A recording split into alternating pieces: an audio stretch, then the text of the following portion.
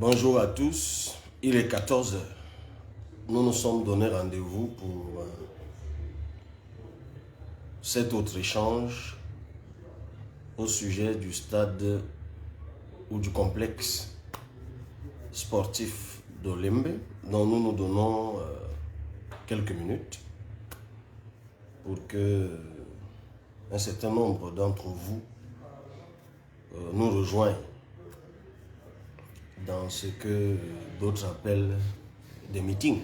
Mais c'est pas faux. Ça fait partie des propriétés des nouvelles technologies. Avec cet instrument, nous n'avons pas besoin de vous rassembler tous dans une salle ou à un endroit au risque de contrevenir aux mesures barrières. Et surtout que cela exigerait au préalable des procédures administratives auprès des autorités qui pourraient donc à l'occasion nous opposer les risques de troubles à l'ordre public. Et ça offre notre avantage, c'est que vous soyez dans le monde, nous pouvons interagir. Donc voilà, bien vouloir vous connecter, chers compatriotes, pour que nous puissions échanger à ce sujet. Parce que pour nous, ce n'est pas un amusement. Ce n'est absolument pas un amusement. Et je suis particulièrement outré de me rendre compte que, pour certains, tout ce qui touche à cette infrastructure doit être une chasse gardée. Lorsqu'on s'y intéresse, cela est vécu comme une intrusion, comme une agression. Ça remet au goût du jour ce que je vous disais la dernière fois. Cela confirme la propension à construire une société du reste à ta place. Et dans ce cas précis, reste à ta place serait reste dans l'ignorance. Ne t'intéresse pas à la chose publique. Ne t'intéresse pas à la dévolution qui est réservée à l'argent public. Mais non. Mais non. Si la CAN est l'histoire d'une poignée, que cela soit clairement dit aux Camerounais, mais que cette poignée prépare cette CAN privée avec leurs argents privés. Bon, encore que leurs fonds privés, on sait très bien d'où ça vient. Mais au moins ce maquillage-là, on le leur concéderait même.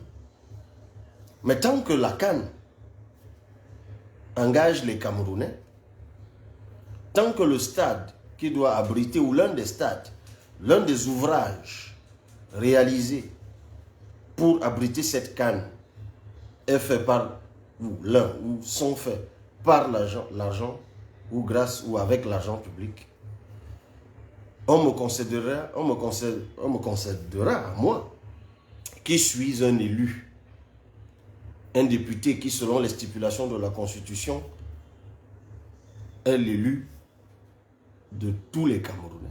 C'est pour ça qu'on parle de député de la nation. On me concédera de m'y intéresser. Ce d'autant que depuis un certain temps, j'ai été désigné comme président exécutif du réseau des parlementaires pour le sport.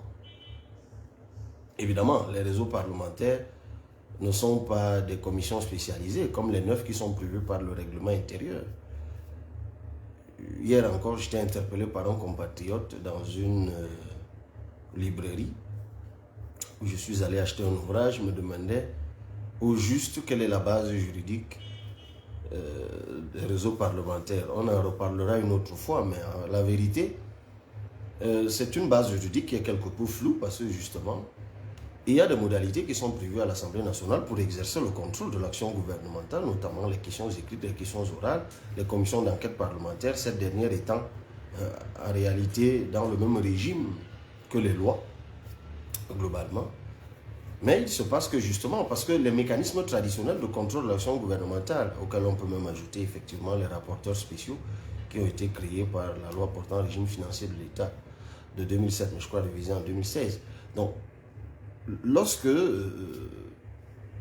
les députés se sont rendus compte qu'effectivement ces mécanismes-là étaient grippés, ils en ont créé d'autres qui sont donc des groupes de pression sur les agents du gouvernement qui permettent au mieux de veiller sur les intérêts du peuple. Donc je pense que ces échanges préalables, comme nous l'avons dit, permettaient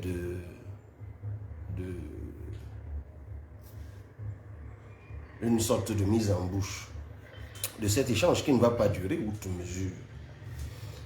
Alors à l'entame de cet échange, je voudrais rappeler que notre tristesse est ravivée depuis un certain temps par des images sanglantes qui nous viennent des régions du nord-ouest et du sud-ouest. Ça veut dire que la guerre continue à battre son plein. Peut-être que certains d'entre vous sont éloignés du terrain de cette guerre. Et parce qu'il n'y a pas un impact direct sur beaucoup d'entre vous ou sur beaucoup d'entre nous, certains continuent à penser que c'est l'affaire des autres. Que non. Le jour où on vous dira ce que cette guerre nous coûte au trésor public, vous coûte, parce qu'il s'agit de votre argent, beaucoup d'entre vous tomberont des nues et peut-être ce jour-là réaliseront quel est l'impact de cette guerre sur eux. C'est le lieu pour moi d'adresser mes condoléances aux familles qui sont tous les jours endeuillées par cette guerre.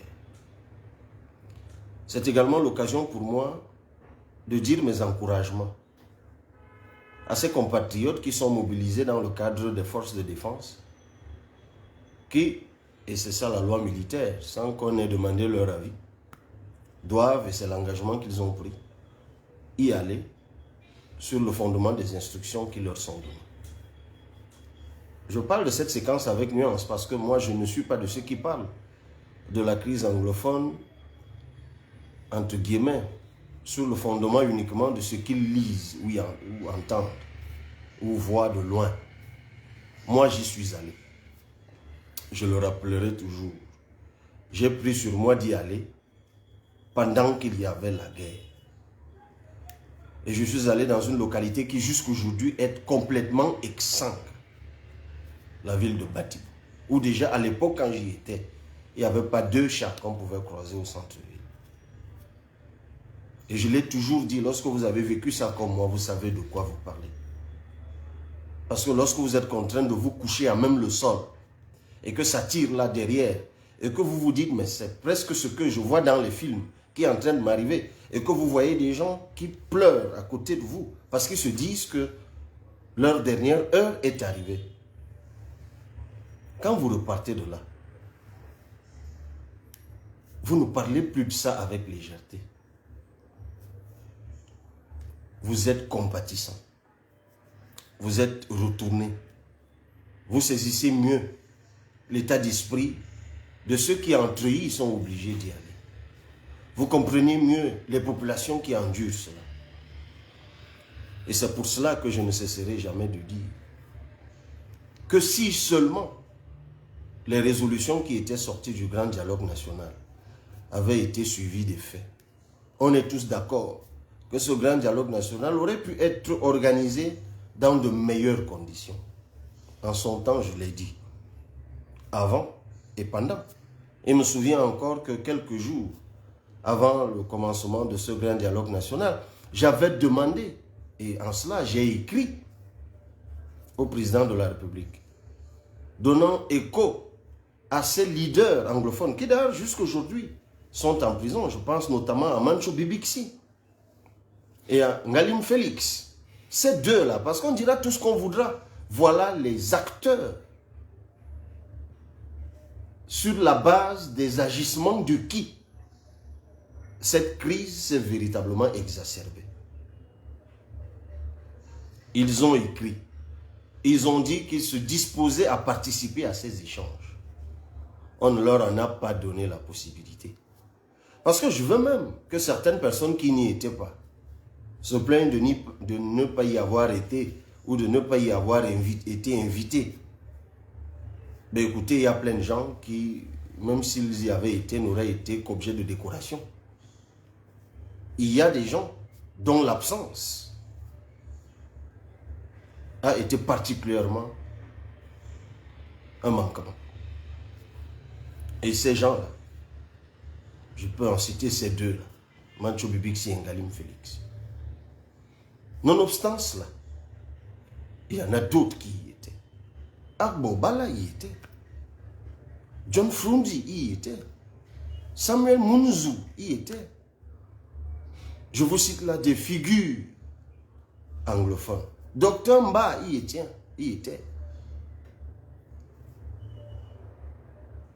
Il y a des résolutions qui en sont sorties. Certaines ont été dévoyées dans leur application. C'est le cas de la loi cadre sur la décentralisation, le Code général de la décentralisation, qui est à la vérité une aberration. Et je ne le dis même pas seulement par rapport au statut spécial. Je le dis même dans sa globalité. La physionomie de la décentralisation a-t-elle changé au Cameroun? Que nenni. Donc, hélas, combien de temps ça durera encore? Je n'en sais rien. Mais je dis mon soutien aux forces de l'ordre et j'appelle encore ceux qui sont au pouvoir et qui doivent décider. Il y a des solutions de fond. Il y a absolument des solutions de fond. Et nous proposons le fédéralisme communautaire. Je ne le dirai jamais assez, l'ouvrage est en édition et bientôt nous aurons l'occasion d'en discuter pour ceux d'entre vous qui s'y intéresseront. Mais nous le pensons encore. Il faut décongestionner l'État. La crise dite anglophone est une crise autonomiste. Certains sont nostalgiques de la période du fédéralisme qui a duré de 61 à 72, 11 ans. Mais comme je le dis souvent, il ne faut pas seulement voir la période de 61-72. Il faut aussi voir la période 1922 à 61. Parce qu'à la vérité, nous avons été ensemble pendant la domination allemande. Jusqu'à ce que survienne la Première Guerre mondiale et que celui qui était notre colonisateur la perde. Et que les Alliés, à l'époque qu'ils l'avaient gagné, se partagent le butin de guerre qu'était devenu le Cameroun. Et puis nous avons été saucissonnés, comme cela a été le cas. Donc à la vérité, la conférence de Fumban de juillet 61 aurait dû travailler dans le fond sur cette question. Ça n'a pas été le cas, parce que là devait être entamé un véritable travail d'intégration. Donc il y a un travail de fond. Nous, au Grand Dialogue National, au PCRN, nous avons produit un document qui a permis cela.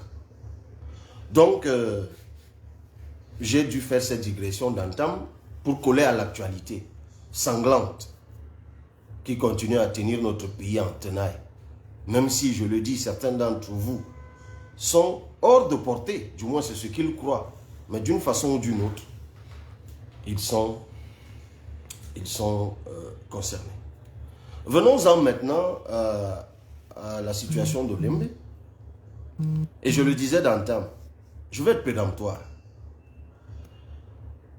Je ne demande l'autorisation de personne pour parler du stade de Lembe. Si c'était un stade privé, construit dans un des chalets comme ils savent en construire, ceux qui pillent le Cameroun, je ne m'y intéresserai pas. De toute façon, je ne sais pas où ils habitent. J'en parle parce que c'est un stade qui est un patrimoine camerounais, construit avec l'argent des Camerounais. Parce que même si c'est un prêt, aujourd'hui je suis bien placé à l'Assemblée nationale pour savoir ce que ça nous coûte le service de la dette. Donc nous payons cela.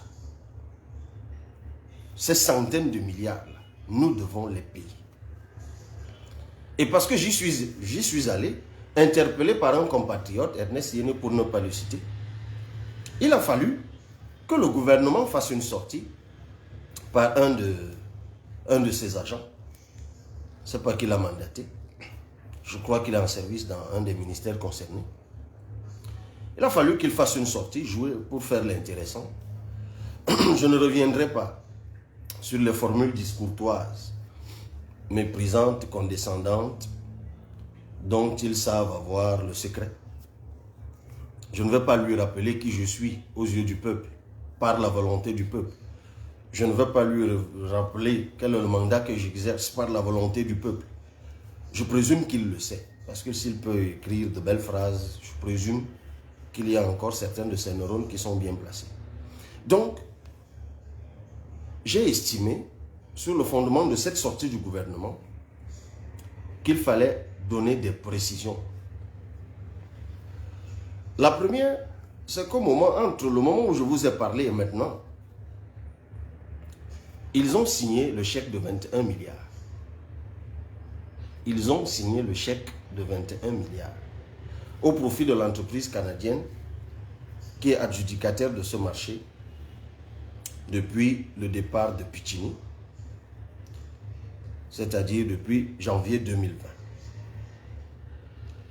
Donc officiellement, je dis bien officiellement, le montant global du complexe sportif de Lembe passe de 168 milliards à 178 milliards. Dans la réaction du gouvernement, il a dit quelque part que je racontais du mensonge en disant que c'était 186 ou 188 milliards. Je vais y revenir tout à l'heure. Il a dit que j'ai parlé de 186 milliards. Je ne sais pas de quoi il parle. Peut-être qu'il n'a pas suivi. Je réexplique. Au moment où l'entreprise italienne reçoit l'adjudication pour réaliser ce stade, le montant est de 163 milliards. Quand ils s'en vont, lorsque le contrat est résilié unilatéralement, en novembre, le 30 novembre 2019, je crois, ils ont déjà consommé 113 milliards. Il y a donc un reste de 50 milliards dans la banque italienne qui nous prêtait cet argent. Mais l'entreprise Pichini, lorsqu'elle s'en va donc saisir la justice italienne et vont faire bloquer ce reliquat dans la banque italienne. Donc, lorsque on signe un nouveau contrat avec l'entreprise canadienne McGill, ce n'est plus 50 milliards, mais c'est 55 milliards. Et à l'époque d'ailleurs, ils avaient expliqué pourquoi il y avait eu cet ajout de 5 milliards. Ça passait donc de 163 milliards à 168 milliards. Je crois que 5 plus 3, ça fait 8. Il se passe que 17 mois après le début des travaux par McGill, il y a eu arrêt des travaux. Parce que McGill demandait de l'argent. Ainsi de suite, on y revient tout à l'heure. Je l'ai même d'ailleurs déjà dit dans la précédente sortie. Mais l'État, compte tenu des pressions, ainsi de suite, l'État leur a d'abord donné 6 milliards et demi. Et je crois que la sortie du gouvernement, bien qu'il ait dit quelque part que je racontais des chiffres fantaisistes, ils n'ont pas démenti cela. L'État leur a d'abord donné 6 millions et demi qui devaient servir à éponger les arriérés des sous-traitants et à acheter du matériel parce que le matériel était épuisé. Puis il y a eu un autre prêt de 4 milliards auprès de la banque CCA, je l'ai dit, qui a été donné, ces 4 milliards qui ont été donnés à l'entreprise pour qu'elle achète du matériel que l'entreprise n'a pas acheté. Et je crois qu'il n'y a pas de démenti à ce propos. Ça veut dire que si vous faites donc 168 plus ces 10 milliards, nous sommes à 178 milliards de notre argent. De notre argent. Tout porte à croire que le Cameroun est une charogne sur laquelle tous les vautours assoiffés de la planète viennent se servir. Et ça, c'était certainement une victoire de ceux qui nous dirigent. Et c'est pour ça que lorsque nous les interpellons, ils doivent se saisir de leur stylo pour raconter des choses au Cameroun, dans une condescendance à nul autre pareil. Mais qu'est-ce que vous voulez? Ils ne redoutent rien. J'ai cru lire dans ce document que seule l'information officielle compte véritablement. Et que lorsque je ne suis donc pas allé chercher l'information officielle qui, elle, compte véritablement, il faut que je laisse les services spécialisés mener des enquêtes, plutôt que de me lancer dans des aventures périlleuses. Comme quoi ce que je suis en train de faire est donc une aventure périlleuse. Je ne reviens pas là-dessus. Mais si on pense que je ne suis pas un officiel de la République, dans quoi on est? Lorsque je suis membre du bureau de l'Assemblée nationale d'un pays et que un fonctionnaire vous rappelle que lui, il est la voix officielle et que vous ne l'êtes pas, dans quoi on est? Tout ce qu'on peut lui demander, c'est de nous démontrer en quoi son officialité à lui est supérieure à la nôtre. Peut-être en nous donnant des informations rectificatives de ce que nous avons dit, mais rien de tout cela. Comprenez qu'on est dans la blague. Ben oui, il blague avec l'argent des Camerounais. J'ai cru lire quelque part que, ben écoutez, enfin c'est une insinuation que je serais allé à Olembe dans le seul objectif de diaboliser le gouvernement. Parce que de toute façon, qu'est-ce qu'on peut attendre de moi? Voilà, dans mon meeting, voilà, qu'est-ce que je peux bien dire du président de la République? Je vais peut-être rappeler celui qui a rédigé ce document, parce que ce paragraphe-là transpire son militantisme. D'abord lui rappeler que sa place, il a une place aussi au PCR, au Parti camerounais pour la réconciliation nationale, dont on ne lui en veut pas. Donc le moment viendra certainement où lui aussi voudra prendre sa carte au PCRN. C'est juste que le type d'agissement qu'il a maintenant, il ne pourra pas les avoir en ce moment-là. Lui rappeler peut-être aussi que j'étais candidat à l'élection présidentielle, donc opposé à celui qui a été proclamé élu. Donc il n'y a jamais eu de mystère sur ma volonté à moi de le remplacer. Il n'y a pas eu de mystère avant, il n'y en a pas maintenant, il n'y en aura pas demain. Donc c'est clair, chers membres du gouvernement, en le disant au peuple, le peuple le sait très bien. Cabral Libi, que je suis, veut être président de la République à la place de celui qui est là maintenant. La précédente fois, nous n'y sommes pas parvenus. Nous nous préparons à y parvenir la prochaine fois. Mais, lorsque nous allons au stade d'Olembe, nous n'y allons pas pour le diaboliser. Parce que s'il faut faire des critiques à l'action gouvernementale, nous ne sommes pas obligés de nous donner la peine d'aller à Olembe pour le faire. Nous pouvons le faire partout. Et ce n'est pas les arguments qui vont manquer. Donc, si vous êtes dans un concours de beauté, de clientélisme ou d'aplaventrisme, ce n'est pas le cas pour moi. En ce qui me concerne, je suis fier de la confiance que j'ai reçue du peuple. Et je me bats tous les jours pour la mériter. Jusqu'à ce que ce peuple veuille bien me porter à la magistrature suprême. N'en déplaise, hélas, à ceux qui ne le souhaiteraient pas, ben, il n'y a pas un seul personnage politique unanimitaire sur cette terre. Même les plus célébrés de la famille des hommes politiques comme Nelson Mandela ont trouvé dans leur propre village des gens qui ne les aimaient pas forcément. Et qui, même après leur mort, ont refusé de les célébrer comme le reste de la planète. Mais c'est la majorité qui compte. Et c'est le travail que nous faisons pour convaincre les compatriotes qui comptent. Et là, j'ai fait ce qu'un élu doit faire. Et vous n'avez pas fait ce que quelqu'un qui est nommé par un élu aurait dû faire. Parce que lorsque le peuple vous dit qu'il est inquiet pour sa canne, pour une infrastructure qui doit abriter sa canne, dites-lui simplement ce qu'il y a. Apaisez ces inquiétudes. Plutôt que de vous lancer dans une prose, comme vous le dites vous-même, quelque peu alambiquée. Donc, j'ai cru lire que je me suis lancé dans un discours truffé d'affabulation mélangeant vérité et contre-vérité, embrouillant son auditoire avec des chiffres fantaisistes pour les convaincre qu'il détient la vérité. Quel chiffre fantaisiste j'ai donné? On est passé de 163 à 178. Vous avez donné 6,3 milliards, je l'ai dit. Après 4 milliards, vous le confirmez. Je ne sais toujours pas, là, pour sauver la mise du match contre le Malawi, parce que cet argent-là ne rentre pas dans les 178 milliards. Le gouvernement a dépensé 40 millions en 36 heures pour qu'on puisse d'aller les 1200 mètres carrés du parvis présidentiel pour faire semblant que ça ressemblait à quelque chose. Donner l'impression que ça ressemblait à quelque chose. Ces 40 millions sont tirés frais du trésor public. Ça ne rentre dans rien.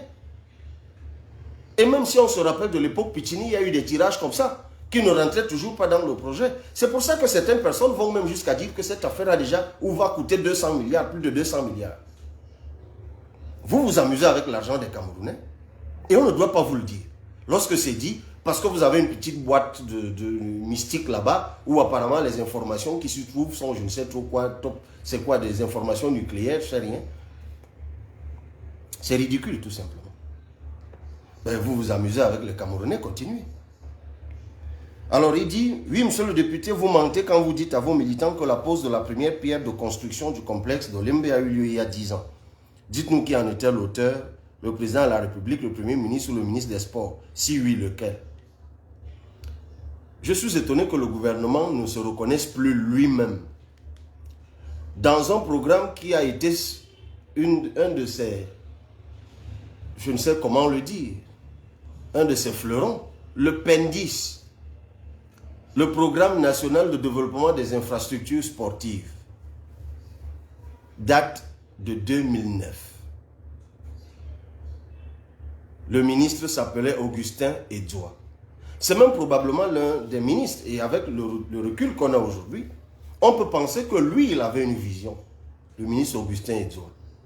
Et le PENDIS devait doter chaque région du Cameroun d'un stade de 20 000 places. C'est dans ce cadre que le stade de Bafoussam, dont vous parlez aujourd'hui, a été construit. C'était une entreprise chinoise, je crois. C'est dans ce cadre que le stade de Limbe, en réalité, qui aurait dû aller à Boya, mais par des micmacs politico-administratifs, comme on les connaît au Cameroun, est passé plutôt de Limbe, encore que ça peut se justifier, peut-être parce que c'est sismique du côté de Limbe, est allé, du côté de Boya, est allé à Limbe. Et c'est en ce moment que les premiers terrassements ont eu lieu à Limbe. Ça devait être à la base un stade de 20 000 places. Un peu comme ce qu'il y en a partout. Et puis le projet a changé. Il a donc migré en complexe sportif, comme on le voit aujourd'hui. Donc, chers membres du gouvernement, sachez qu'avant vous, là-bas au ministère des Sports, il y a eu un autre. Il s'appelait Augustin Edouard, qui avait une vision. Ça s'appelait le Programme national de développement des infrastructures sportives, qui a donc été mis en route dès 2009. Et c'est dans ce cadre-là que le stade de Limbe, là que vous voyez, les premiers coups de pelle là-bas partent de cette période-là. Je ne parle pas du démarrage des travaux du complexe sportif, ce qui deviendra plus tard le complexe sportif. Ça, c'est de l'histoire tout simplement. Hein. Donc, je crois que c'est vous qui avez essayé d'embrouiller les Camerounais. Et puis, bon, ok. Apparemment, 10 ans vous pose problème. Ok. Alors, vous avez signé le contrat avec Piccini en 2015. Si mes comptes sont bons, on est en 2021. Alors, on sait tous qu'il y a eu retard de démarrage des travaux qui n'ont pas commencé en fin 2015. Ça devait commencer en 2016, ça a commencé en 2017.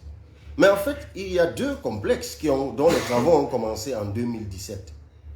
Il y a ce complexe sportif d'Olembe pour 163 milliards avec Piccini et le complexe sportif de Japoma pour 150 milliards avec une entreprise turque.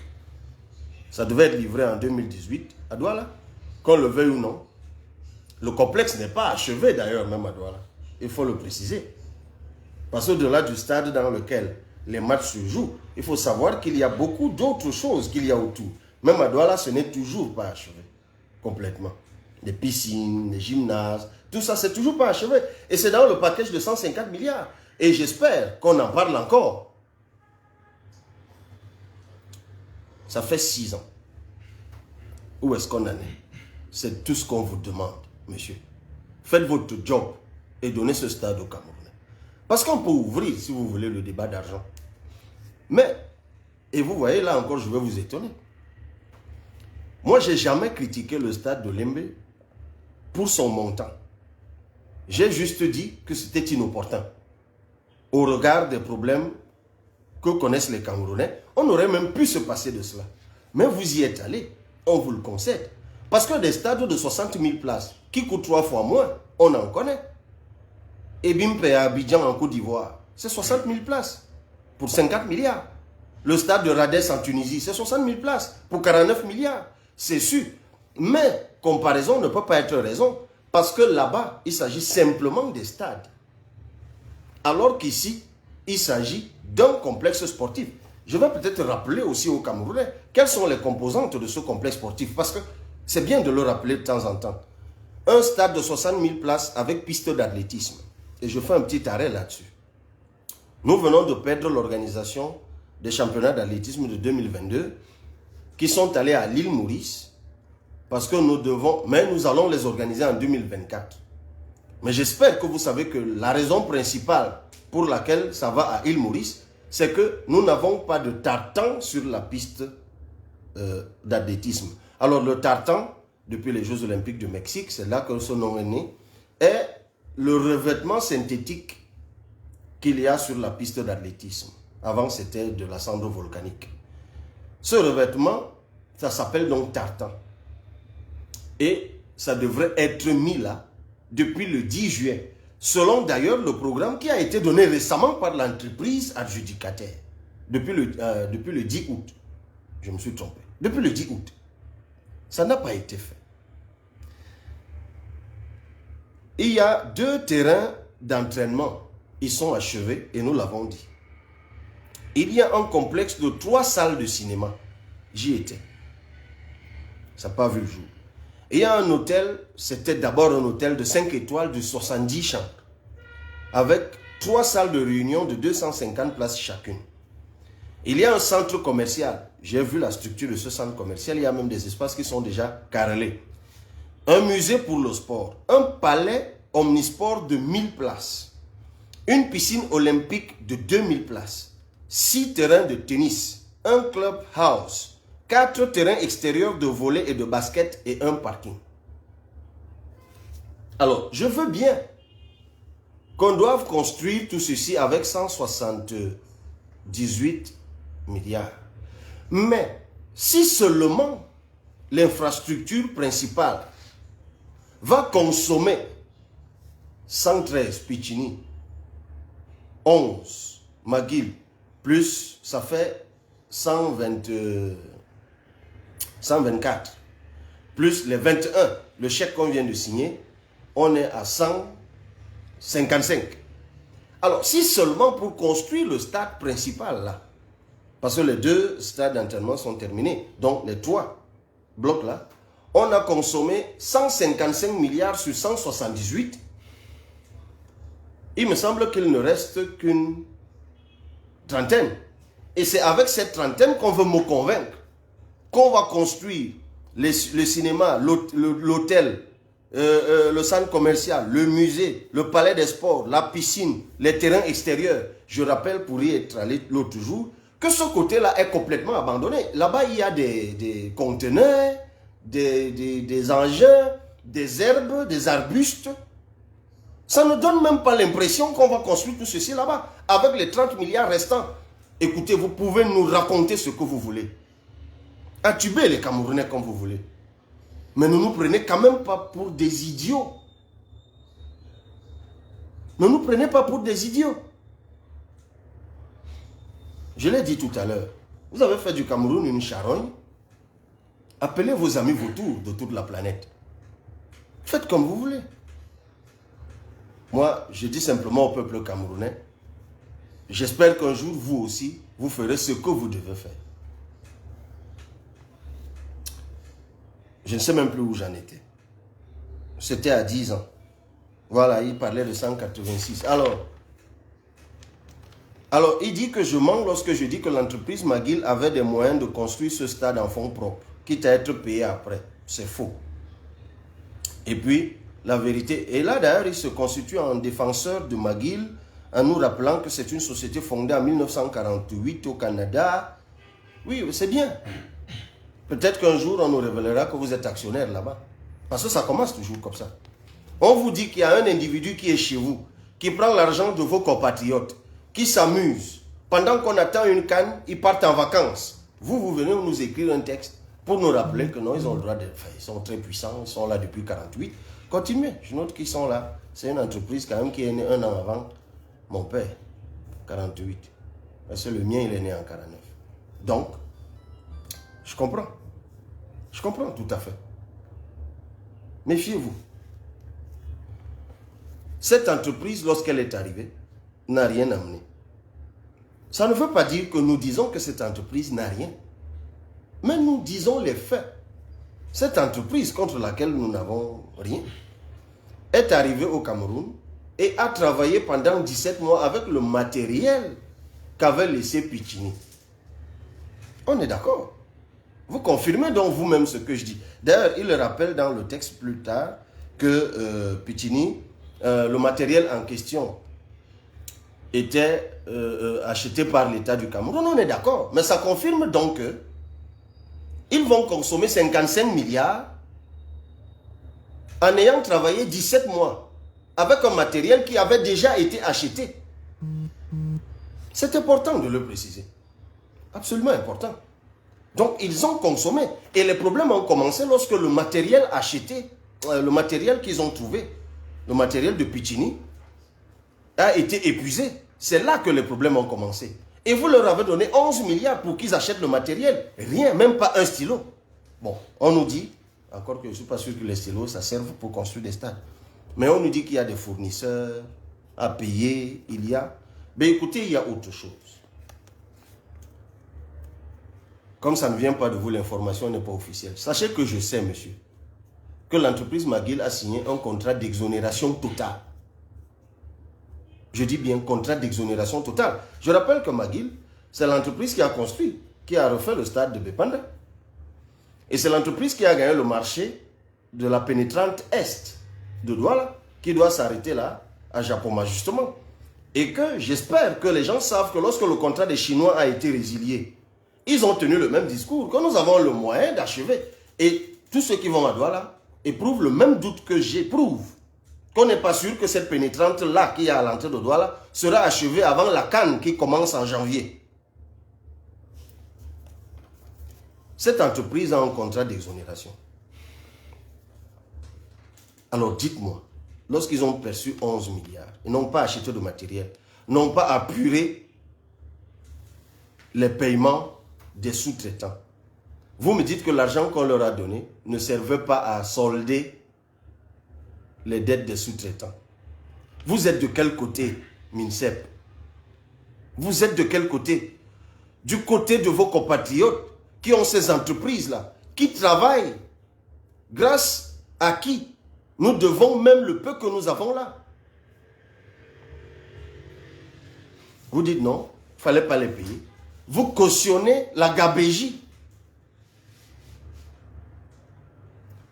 J'ai même découvert que non seulement eux, ils ont une exonération totale, y compris sur leurs revenus. Je suis en train de dire que tous ceux qui travaillent dans le cadre de cette entreprise, même leurs revenus, ils ne payent pas un seul copec de taxes au Cameroun. Mais ils prélèvent quand même des impôts, comme cela se fait dans le principe légal. Eux, ils prélèvent sur les sous-traitants. La vraie question est, est-ce qu'ils les reversent comme cela devrait se faire? J'en doute. Donc,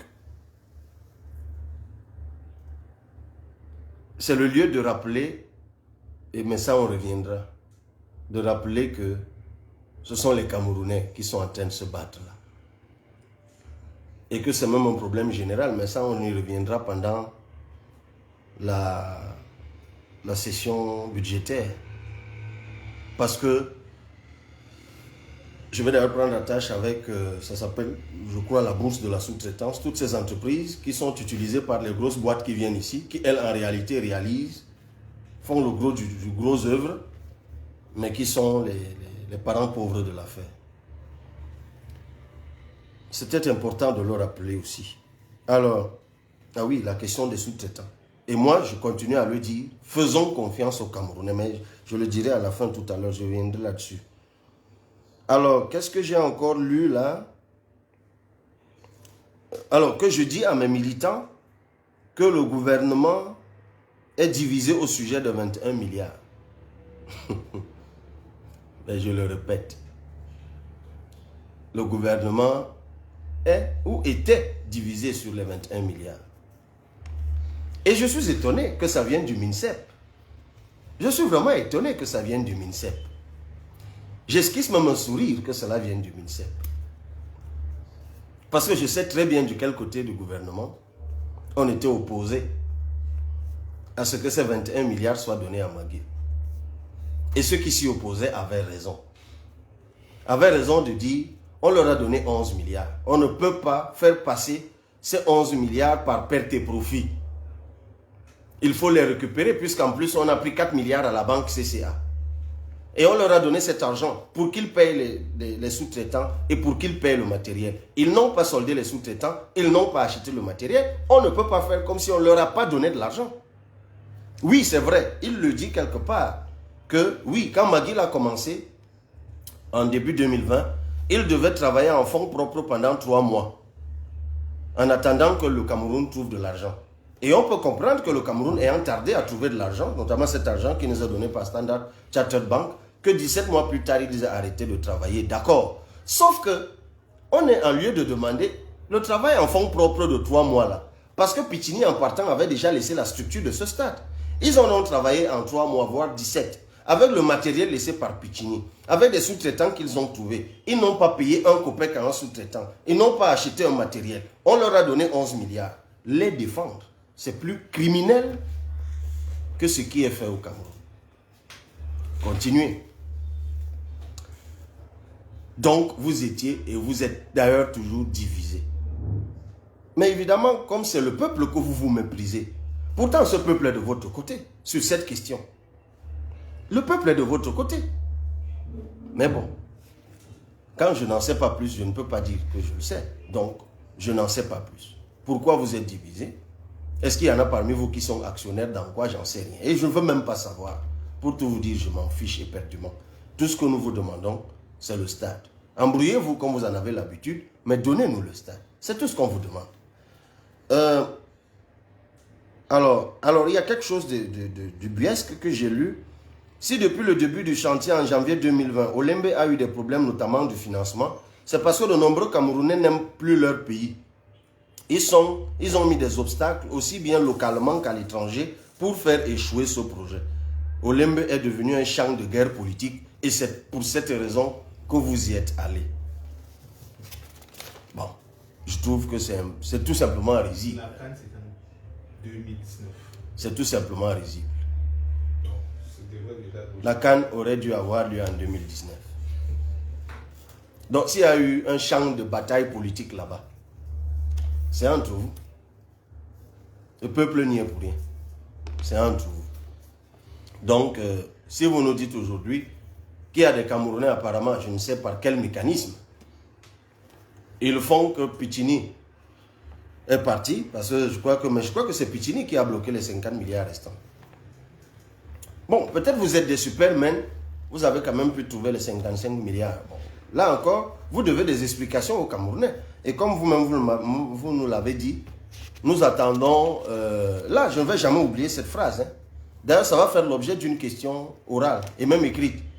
Comme ça, votre ministre, en venant, aura la réponse. Lorsqu'il dit, vous dites, au nom du gouvernement, que depuis le début du chantier en janvier 2020, Olembe a eu des problèmes, notamment de financement, c'est parce que de nombreux Camerounais n'aiment pas leur pays. Ils ont mis des obstacles, aussi bien localement qu'à l'étranger, pour faire échouer ce projet. Nous avons soif de cette information. Dites-nous, parce que nous, on est du côté du Cameroun. Nous, on est du côté de la CAN. Moi, en particulier, monsieur, sachez que moi, je veux que le Cameroun organise sa CAN. Je n'ai aucune entreprise de sous-traitance, donc j'ai aucun intérêt direct là-dedans. Vous ne me verrez même pas vous demander quoi que ce soit, que vous me donniez un stand ou je ne sais trop quoi pour votre canne. Vous n'êtes même pas obligé de me donner un billet pour que j'y aille. Je pourrais me l'acheter et si je ne peux pas, je vais regarder à la télé. Encore qu'à l'occasion, malheureusement, je ne pourrais même pas regarder la canne à la CRTV. Et vous savez très bien pourquoi. Parce que le matériel de production de l'image est en HD. Et le matériel de diffusion de la CRTV n'est pas en HD, c'est en analogique. C'est pour ça que lorsque vous regardez un match de CAN, et on l'a vécu pendant le CHAN, lorsqu'on regarde un match, l'image est floue, ça détériore les yeux. On est obligé, pour ceux qui ont des bouquets étrangers, de regarder un match qui se joue dans leur propre pays, dans une chaîne étrangère, avec des reportages des étrangers, simplement parce que ces chaînes-là sont dotées du matériel de production, de diffusion en HD. Je l'ai dit récemment lorsque j'étais au Sago. Et j'espère, monsieur, que vous êtes en train de prendre des dispositions pour que nous autres, qui ne sommes pas liés à vos affaires, nous puissions au moins regarder nos lions indomptables en espérant que vous leur payiez leurs primes jouer. Donc nous autres, nous sommes du côté de la CAN. Nous sommes du côté du Cameroun. Nous voulons que cette CAN se joue, monsieur. Donc ne confondez pas vos adversaires. Lorsque vous faites vos petits règlements de compte en interne, ne les confondez pas avec des patriotes. Des gens qui dorment avec le fardeau du Cameroun. On peut les admirer. Alors vous dites, oui, il faut vous admirer. Le complexe de Japoma Douala, le stade de Rumji à Garoua. Moi, j'ai visité le complexe sportif de Japoma. Et c'est comme ça que vous êtes. Quand on vous parle de Lembe, vous dites non, ce n'est pas le complexe, c'est le stade. Quand il s'agit de Douala, vous dites complexe sportif. Bon, vous prenez vraiment les Camerounais pour des idiots. Le complexe de Japoma n'est pas achevé, monsieur. Donc quand vous parlez de Douala, parlez du stade. Comme vous le faites pour Yaoundé. Ce n'est pas achevé. Mais j'y suis allé. D'ailleurs, à l'époque, qu'est-ce que ça ne m'a pas voulu? Dans une visite avec le gouverneur, le ministre Famendongo, je crois, à l'époque, ben évidemment, on a dit que... D'ailleurs, j'étais habillé comme je le suis aujourd'hui. Ça me revient. Et on m'a dit à l'époque que j'étais dans des connivences bizarres parce que j'étais allé sur le stade de Douala et que j'avais d'ailleurs fait un post pour dire que le stade était beau. Vous savez ce que ça m'a valu? Moi, je l'ai visité, j'ai trouvé que c'était un bel ouvrage. Chapeau aux Turcs. Les 50 milliards, je l'espère, lorsque le complexe aura été achevé, nous pourrons dire que ça aura servi à quelque chose. Mais, pour Runde Adja, j'y étais. Je suis allé visiter le stade de Garoua. Et j'ai fait une sortie là-dessus. Pour moi, c'est un stade, c'est l'un des meilleurs d'ailleurs. Ceux qui ont travaillé pour la réfection du stade de Garoua, vraiment, il faut leur dire merci pour le travail qu'ils ont fait. Ce n'est pas gratuit, mais ils ont fait du bon boulot. Il y a tout à Garoua, jusqu'au, comment on appelle, les engins là, qui mettent le courant, les grands groupes électrogènes là, ça a un autre nom. Tout est prêt à Garoua. Moi, j'ai été impressionné par ce que j'ai vécu à Garoua. C'est du bon travail. Et pourquoi lorsque je suis allé à Garoua, je n'ai pas dit que c'était mauvais alors que c'était bien? Pourquoi je n'ai pas dit que Douala était mauvais alors que c'était bien? Mais non. Quand c'est bon, nous le disons, monsieur. Et quand c'est mauvais, comme la gabégie que vous êtes en train de cautionner à Olembe, on vous le dira toujours en vous regardant droit dans les yeux. Toujours. Jusqu'à ce que vous nous ôtiez la vie aussi. Mais on le dira toujours. Si vous avez des questions particulières, il sera dans toutes les prochaines semaines à l'Assemblée pour y défendre le budget du département ministériel dont il a la charge. Avant de nous dire comment ça se passe à l'Assemblée, faites déjà ce que vous savez faire là où vous êtes. Donc, pour finir, je dirais que nous sommes toujours sur la même position. Nous disons ceci. Bon, ils ont signé le chèque de 21 milliards qu'ils ont déjà donné à Magui. Mais nous sommes de ceux qui pensons, ou de ceux qui pensent, que pour le stade, je ne parle plus des 2 stades d'entraînement, pour le stade, le gouvernement peut ou aurait pu prendre ses responsabilités, travailler avec les nationaux qui, de toute évidence, nous démontrent qu'ils ont la compétence nécessaire pour achever, s'ils ont pu d'aller l'autre jour pour que vous jouiez contre le Malawi, s'ils ont pu commencer à poser les écailles de pangolin pour que ça donne l'aspect que ça a là, c'est qu'ils peuvent aller jusqu'au bout. N'oublions quand même pas que Pichini, en partant, avait fait le gros œuvre sur le stade. Et que depuis que Maguil est là, c'est bien des sous-traitants camerounais qui y travaillent. C'est pour ça qu'il y en avait 29. Et je dis bien, il y en avait. Parce qu'il a beau dire que certains ne sont pas partis, il y a 6 qui sont partis. Et je sais de quoi je parle. Donc, nous disons que le gouvernement peut encore faire confiance aux Camerounais pour qu'ils nous dotent du stade dont nous avons besoin. J'espère qu'avec le passage, je sais que le président de la CAF est au Cameroun, croisons les doigts pour qu'il n'y ait pas une mauvaise nouvelle quand il va partir. Parce qu'à la vérité, comme il y a le chèque de 21 milliards, nous devons livrer le stade le 30 novembre. En fait, il y a suffisamment de temps pour que nous puissions avoir, non pas le complexe, non pas l'hôtel, non pas le centre commercial, non pas le musée, non pas les terrains extérieurs de basket, non pas le palais des sports, non pas les 6 courts de tennis, non, ou les piscines. Le temps qui nous sépare du 30 novembre est largement suffisant pour que nous puissions avoir le stade de Lembe. Et nous le voulons. J'ai commencé à lire des trucs bizarres sur Facebook hier où on disait que non, le stade de Lembe ne va pas être homologué et que le match va se jouer à Bepanda. Ne m'amenez pas à soupçonner que la même entreprise qui a refait le stade de Bepanda et qui construit le stade de Lembe serait donc en train de manœuvrer pour que ça se joue plutôt là-bas. J'espère. Et je ne veux pas ouvrir ce dossier. Maintenant, juste pour vous dire que je sais aussi tout ce qui se trame derrière. Je sais tout ce qui se fait derrière. C'est absolument sale. Je préfère ne pas revenir dessus. Comme je vous le dis, dans une posture responsable, tout ce que je dis, c'est qu'il faut faire confiance aux Camerounais. Tout ce que nous voulons, c'est notre stade. Et je plaide également, mais ça, ce n'est pas le lieu forcément ici, pour les entreprises camerounaises, pour le savoir-faire camerounais, parce que leur situation, la situation des sous-traitants, est un désastre au Cameroun, où vous avez ces grosses boîtes qui arrivent, perçoivent à la base les crédits TVA et tout le reste, ne reversent pas au Cameroun, alors qu'eux, ils jouissent des contrats d'exonération totale. Non.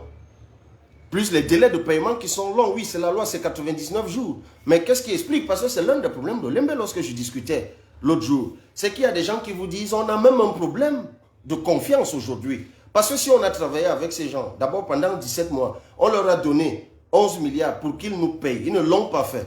Qu'est-ce qui nous fait croire que maintenant qu'ils ont les 21 milliards, ils vont nous payer? C'est pour cela qu'il est bien que l'État prenne ses responsabilités, veille à ce que les nationaux soient payés et veille à ce qu'on n'abuse pas d'eux. Si l'État ne les protège pas, qui va les protéger? Ben voilà ce dont je parle tous les jours. Le Cameroun qui protège et qui libère les énergies. Et voilà le cas typique de ce qu'il faut. Protéger notre savoir-faire, protéger les nationaux et libérer le génie qui est en eux, dont ils ne cessent de faire montre à Olembe. Une fois que j'ai dit cela, j'espère que le message est passé auprès de vous, chers compatriotes. Et je sais que parmi vous qui êtes là, qui êtes en train de m'écouter, il y en a parmi vous qui sont à la décision, qui sont proches de ceux qui sont à la décision. On m'a dit qu'il fallait que j'aille au ministère pour avoir la bonne information. Dans le cadre du réseau des parlementaires pour le sport, nous allons demander à être reçus. Ce ne sera même pas moi tout seul, avec les autres collègues députés dans le cadre des activités. C'est prévu d'ailleurs, pour que nous puissions recevoir du ministre des informations, en tout cas pour ceux des collègues qui voudraient en avoir de supplémentaires. Mais ça se fera dans un autre cadre. Je jouais mon rôle de député, je jouais mon rôle de représentant de la nation. Je viens de diffuser le message et d'apporter les clarifications qui étaient nécessaires. Merci d'avoir été connecté. Merci de m'avoir écouté. Et on est ensemble, comme on dit. Je crois que je n'ai rien oublié.